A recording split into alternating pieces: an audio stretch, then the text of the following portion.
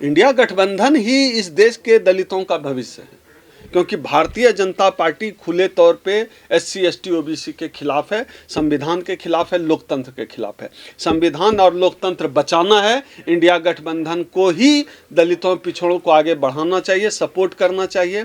अधिक से अधिक जो SC ST OBC के पक्षधर राजनीतिक दल हैं उनको आपसी मतभेद भुलाकर, चाहे सपा बसपा का मामला हो, RG JDU का मामला हो या किसी भी राजनीतिक दल का मामला हो, तमाम विपक्षी दलों को आपसी मतभेद भुलाकर चाहिए कि इंडिया गठबंधन को मजबूत करे, नहीं तो सब खत्म हो। इस देश का अगर इंडिया गठबंधन कमजोर हुआ, दलित पिछड़ा मारा जाएगा इस देश। बिल्कुल मल्लिकार्जुन खड़गे से ज्यादा पावरफुल, मल्लिकार्जुन खड़गे से ज्यादा योग्य आज इस देश में प्रधानमंत्री पद का कोई दावेदार नहीं है। मैं भी कहता हूं कि मल्लिकार्जुन खड़गे को इस देश का प्रधानमंत्री होना चाहिए। वो आदमी सच्चा अम्बेडकरवादी है, वो आदमी बौद्धिस्ट है, वो आदमी दलितों की पीड़ा समझता है।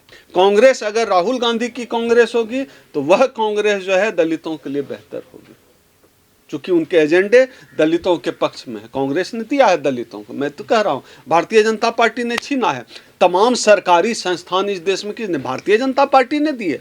किसने दिए? तमाम सरकारी संस्थान जहां हम नौकरियां कर रहे थे। जब मेरा दादा भैंस चराया, रिजर्वेशन से नौकरी मिली तो हम अच्छी पोजीशन में आ गए, तो कांग्रेस की बदौलत दलितों की जिंदगी बदली है। इस बात से इनकार भी नहीं करना चाहिए। और भारतीय जनता पार्टी वापस उसी दौर में धकेलना चाहती है जहां मेरे दादा भैंस चराते थे। सरकारी नौकरी खा ले, सरकारी इंस्टीट्यूशन महंगे किए जा रहे हैं, एजुकेशन महंगे किए जा रहे हैं, सरकारी कॉलेज और यूनिवर्सिटी को खत्म किया जा रहा है। अब देखिए, हर आदमी का अलग अलग एजेंडा है, कोई भी कुछ कह सकता है। अब जिस की आप बात कर रहे हैं कांसीराम साहब, कांसीराम साहब ने मायावती को बनाया, मायावती ब्राह्मण सम्मेलन करा रही है, फिर उसको आप कैसे देखते हैं? सतीश मिश्रा को सब कुछ बना दिया, उसको कैसे देखते हैं? वो तो परशुराम की जय जयकार करा रही है, परशुराम मंदिर बनाने की बात होती है, ब्राह्मण सम्मेलन होता है, उसको आप कैसे देखते हैं? उसको अम्बेडकरवादी नजरिए से कैसे देखेंगे? मैं भी यही कह रहा हूं कि राजनीति अपने तरीके से काम करती है, लेकिन हमें इस बात को मानने से इनकार मैं नहीं करता।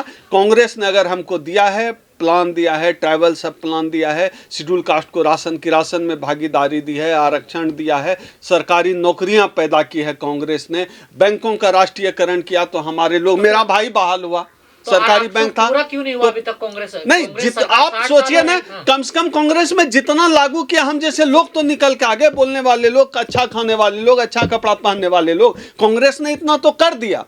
अब बीजेपी तो है ना सत्ता में, बीजेपी क्या कर रही है? बीजेपी तो खत्म है। हाँ, संगठन में भागीदारी के सवाल पर कांग्रेस कमजोर है। कांग्रेस को चाहिए कि जाति की राजनीति करे, वोट की राजनीति करे, करना पड़ेगा। भारत में चुनाव ऐसे ही जीता जाना है। और ये भूमिहारों के वजह से सोच लेंगे कि बिहार का दलित पिछड़ा मुसलमान वोट दे देगा कांग्रेस को, इस गलतफहमी में न रहे। भूमिहार को उत्तर प्रदेश का प्रदेश अध्यक्ष बना के अगर कांग्रेस सोचती है कि जो है वोट मिल जाएगा, तो इनके अंदर, जो कांग्रेस के अंदर जो RSS के लोग हैं, जो बीजेपी के लोग, मनुवादी लोग हैं कांग्रेस के अंदर, उससे निपटना, बीजेपी को निपटने से ज़्यादा जो है जरूरी है कि कांग्रेस अपने अंदर के RSS को मारे। एक बात तो तय है कि पिछले 1 साल में जिस तरह से देश की राजनीति में नीतीश कुमार जी ने शिगुफा छोड़ा और इस शिगुफा को हकीकत में बदल दिया, जो जाति जनगणना की बात हुई, और उसके बाद 3 राज्यों का चुनाव आया, इससे एक बात एकदम स्पष्ट हो गई खुले तौर पर कि देश की राजनीति वो नहीं होने वाली है जिसकी तैयारी RSS और बीजेपी की है। देश की राजनीति को एक नई लाइन, एक नया गाइडलाइन एक तरह से नीतीश कुमार जी ने दिया, जाति जनगणना करा के और उसको लागू करके।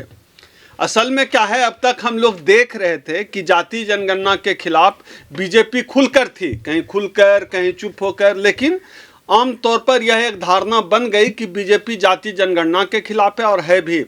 लेकिन जब जाति जनगणना हुई उसके बाद बीजेपी ने अचानक यू टर्न ले लिया।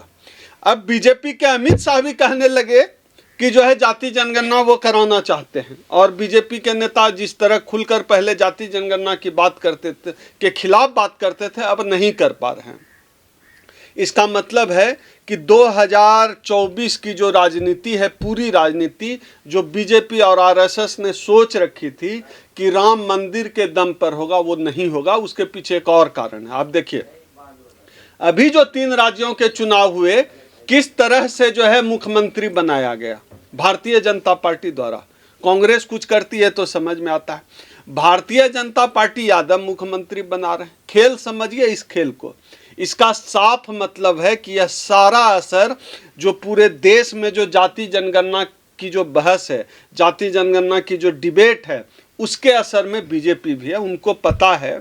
और उसके साथ साथ तमाम राजनीतिक दलों को पता है। राहुल गांधी तो लगातार कह ही रहे हैं।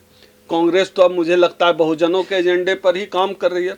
खासतौर पे राहुल गांधी का जो अप्रोच है वो जो है प्रो बहुजन है। अब राहुल गांधी कोई बात कह रहे हैं, अब राहुल गांधी की पार्टी के लोग उसको कितना फॉलो कर रहे हैं ये दूसरी बात है। राहुल गांधी के बारे में मैं एक बात स्पष्ट तौर पर, मैं राहुल गांधी से मिला भी हूँ, मैं उनकी राजनीति को जितना देखता और समझता हूँ, एक बात तो दावे के साथ कहता हूँ कि राहुल गांधी झूठा आदमी नहीं है। राहुल गांधी अगर कोई बात कह रहा है तो नकली बात नहीं कहता। हाँ, आप जो बात कर रहे हैं वो जो फेल होने का एजेंडा है, आप बताइए। राहुल गांधी कभी बागेश्वर को नहीं घुमा रहे थे, लेकिन राहुल गांधी के पार्टी के लोग बागेश्वर को घुमा रहे हैं। राहुल गांधी का पॉलिटिकल एजेंडा ईवीएम का एजेंडा है। राहुल गांधी का पॉलिटिकल एजेंडा वो लगातार कह रहे हैं कि जिसकी जितनी संख्या भारी उसकी उतनी भागीदारी, उसकी इतनी हिस्सेदारी। लेकिन क्या उनकी पार्टी में बैठे हुए जितने जनेऊधारी लोग हैं वो इस बात को मानते हैं? ये दूसरी बात है। राहुल गांधी, मैं राहुल गांधी के अप्रोच के साथ हूँ। राहुल गांधी की बात राहुल गांधी की पार्टी के लोग नहीं मानते। लगता तो नहीं है ऐसा कि लागू हो रहा है। जिस तरह छत्तीसगढ़ में पिछले साल बात हुई थी कि आबादी के हिसाब से संगठन में भागीदारी दी जाएगी, नहीं दी जा रही है। अब देखिए यही अंतर है भारतीय जनता पार्टी की राजनीति और कांग्रेस की राजनीति में। बिहार में जाति जनगणना हो चुकी है। जिस जाति की आबादी सबसे कम मानी जाती है, भूमिहार की आबादी 2 पॉइंट समथिंग है, ठीक है, उससे ज़्यादा हमारे समाज की आबादी, वहाँ मुसहर समाज की आबादी उससे ज़्यादा है। वहाँ भारतीय जो है कांग्रेस पार्टी का अध्यक्ष भूमिहार है और कांग्रेस अपना जो है बनाया हुआ है भूमिहार को और बीजेपी बनाया हुआ है पिछड़ा को। आप इस चीज को समझिए। बीजेपी जात के खेल, हाँ वही मैं आ रहा हूँ, बीजेपी जाति के खेल को समझती है। बीजेपी को पता है वोट कहाँ से आएगा, लेकिन कांग्रेस में जो बैठे हुए सवर्ण तबके के लोग हैं उनको समझ में नहीं आ रहा है कि जाति कहाँ, वोट कहाँ से आएगा। वोट जिस भूमिहार को आपने, चाहे उत्तर प्रदेश हो चाहे बिहार हो, जिस भूमिहार को आपने बनाया हुआ है प्रदेश अध्यक्ष, वो अपने घर का भी वोट भूमिहार कांग्रेस को दिलवा दे तो मैं मान जाऊंगा कि राष्ट्रीय अध्यक्ष डिजर्व करता है। वो अपनी जाति का तो छोड़िए, वोट ही नहीं दिला सकता। देखिए भागीदारी के सवाल पर मैं आपकी बात से सहमत हूं, भागीदारी के सवाल पर, लेकिन एजेंडे के सवाल पर बीजेपी कहीं खरी नहीं उतरती है। बीजेपी को हिम्मत नहीं है कह दे जिसकी जितनी आबादी है भागीदारी देंगे। बीजेपी ट्राइबल प्लान, सब प्लान, रिजर्वेशन, सरकारी नौकरी, ये सब तो कांग्रेस के राज में, राशन की राशन, मैं दोनों बात कर रहा हूँ। एजेंडा के में क्या नजर आता नहीं, एजेंडा के सवाल पर, एजेंडा के सवाल पर कांग्रेस बीजेपी से बेहतर है, लेकिन भागीदारी के सवाल पर, संगठन में भागीदारी के सवाल पर बीजेपी ज्यादा बेहतर है। हम तो जो बात है वही कर रहे हैं। जहां कांग्रेस कमजोर है वहां कमजोर है। अब मैं कह रहा हूं कि राहुल गांधी का एजेंडा क्रिस्टल क्लियर है। राहुल गांधी कह रहे हैं जिसकी जितनी आबादी उसकी इतनी भागीदारी, क्रिस्टल क्लियर है। ये बात भारतीय जनता पार्टी ने राहुल गांधी कोई मानता नहीं है, तो मैं ये बात कर रहा हूं कि कितना लागू होता है वो दूसरा मसला है। पार्टी लागू नहीं कर रही है ना, नहीं तो वही तो कह रहा हूं। लेकिन बीजेपी में है कि संगठन में भागीदारी है। भले स्टूल पे बैठाएगा लेकिन मंच पे ले जाएगा केशव प्रसाद मौर्य को। भले ही जो है वो जमीन पे बैठा दें लेकिन वो पार्टी में लाएंगे। सीएम, आप गूंगा सीएम रहें, बहरा सीएम रहें, लेकिन वो सीएम बनाएंगे, भागीदारी देंगे। तो भारतीय जनता पार्टी संगठन के अंदर भी भागीदारी देती है। यही कमी है, अंतर है भारतीय जनता पार्टी और कांग्रेस में। ऐसा नहीं है कि मल्लिकार्जुन खड़गे को कोई नहीं, ऐसा क्या, ऐसा नहीं। देखिए ये तो बीजेपी का एजेंडा है। और दूसरी बात आपने कहा आपके नेता कौन है, राहुल प्रियंका। बिल्कुल, जो कांग्रेस है उसमें एक परिवार का वर्चस्व है, इसमें कोई अंधा भी कह सकता है। तो राहुल गांधी भी नेता है, विजनरी नेता है। सिर्फ हम राहुल गांधी को इसलिए इनकार नहीं कर सकते कि वो दलित नहीं है। हम तो दलित प्रधानमंत्री की बात कर ही रहे हैं अगर कि कांग्रेस मल्लिकार्जुन खड़गे अगर प्रधानमंत्री बनते हैं उससे बेहतर इस देश का कोई भविष्य नहीं हो सकता है। मल्लिकार्जुन खड़गे सबसे इस देश के सबसे विद्वान नेता हैं, सबसे शानदार राजनेता हैं, सबसे अच्छे क्या वक्ता हैं, क्या समझ है, अम्बेडकरवादी हैं। मल्लिकार्जुन खड़गे से कोई बेहतर। ये तो कांग्रेस के नीति का मामला है, इंडिया गठबंधन का। मैं अपना पक्ष रख रहा हूं, मुझे लगता है कि मल्लिकार्जुन खड़गे सबसे बेहतर विकल्प है। दूसरे नंबर पे मायावती। शासन चलाने का अनुभव कहाँ है मल्लिकार्जुन खड़गे? संगठन चला रहे हैं ना, संगठन चला रहे हैं, फिर शासन चलाने अब देखिए ये बीजेपी की भाषा, अब दलित है तो प्रशासन ने चलाए। भाई इतने लंबे समय से आदमी राजनीति में है, जिंदगी का आधा दशक उन्होंने जो है राजनीति की सेवा किया, उनको अंदाजा नहीं है प्रशासन चलाना।